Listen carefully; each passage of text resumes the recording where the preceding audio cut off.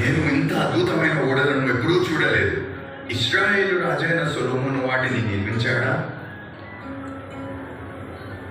ఈ వార్త దక్షిణ అరేబియాలోని షేబా దేశపు రాణి వరకు చేరింది.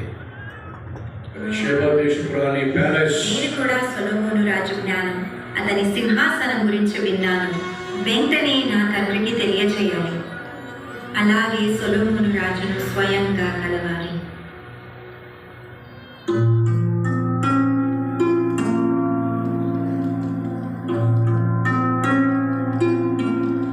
తండ్రి, నేను సింహపు ముఖరూపంలో ఉన్న ఓడలను చూశాను. ఇతర వాటి కంటే బలంగా భిన్నంగా ఉన్నాయి. అవి ఇశ్రాయేలు పాలకుడు సొలొమోను రాజుకు చెందినవై ఉండాలి.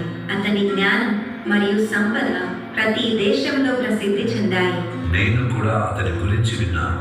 చాలా మంది అతని తీర్పు, అతని సంపద గురించి చర్చించుకుంటున్నారు. నేను అతని స్వయంగా చూడాలనుకుంటున్నాను. అతని ఓడలు మన సరిహద్దులోకి ప్రవేశించాలి. మనం శాంతిని కాపాడుకోవడానికి ఇశ్రాయేలుతో స్నేహాన్ని ఏర్పరచుకోవాలి. శాంతి కొనసాగుతుంది. నేనెలాగైనా సొలొమోను రాజును కలవాలి. నీ హృదయం ఏదైనా కోరుకున్నప్పుడు నేను ఎప్పుడైనా కాదన్నానా? నేను శతాధిపతితో మాట్లాడుతాను. ఆయన మీ ప్రయాణానికి ఏర్పాటు చేస్తాడు. ధన్యవాదాలు తండ్రి.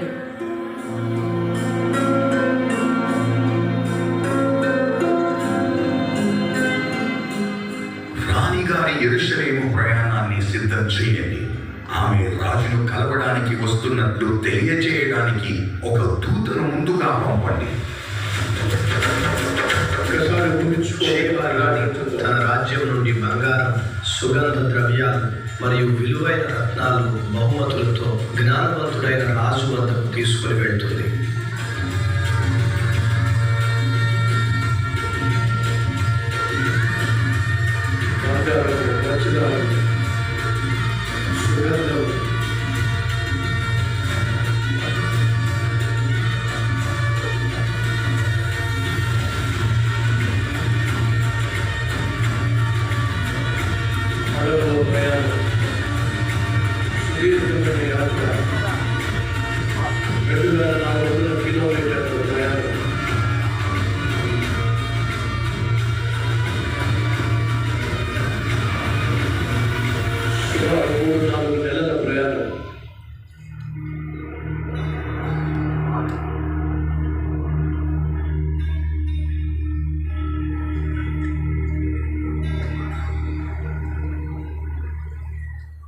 షెబారాణి అరేబియా దేశపు చివరి నుండి వస్తుందా?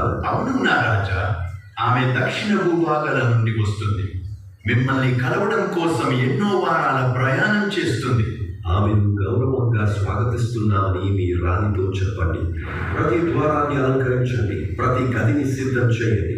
షెబా దేశపు రాణి ఇశ్రాయేలు మహిమను, నన్ను ఈ సింహాసనంపై కూర్చోబెట్టిన ప్రభువు గొప్పతనాన్ని తెలుసుకోవాలి. సముద్రం మీదుగా సుమారు 2000 కిలోమీటర్ల ప్రయాణం తర్వాత షేబా రాణి ఓడలు ఎస్యోను గేబెరు చేరుకున్నాయి. అక్కడి నుండి ఆమె ఎడారి మీదుగా యెరూషలేమునకు తన మనుషులతో బయలుదేరింది.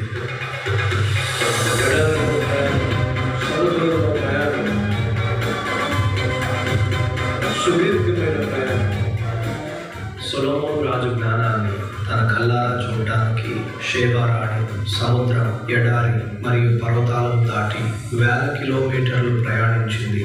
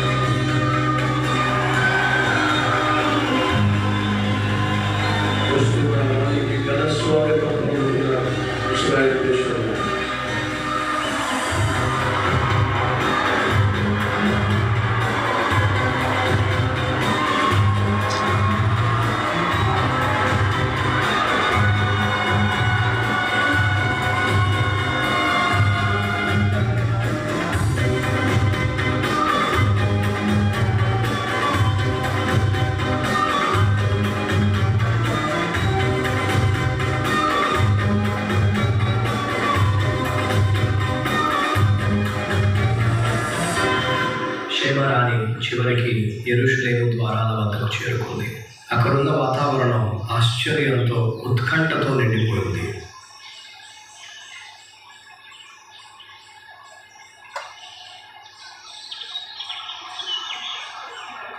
శివారానికి స్వాగతం. రాజు మీ రాక కోసం ఎదురు చూస్తున్నారు. ధ్వని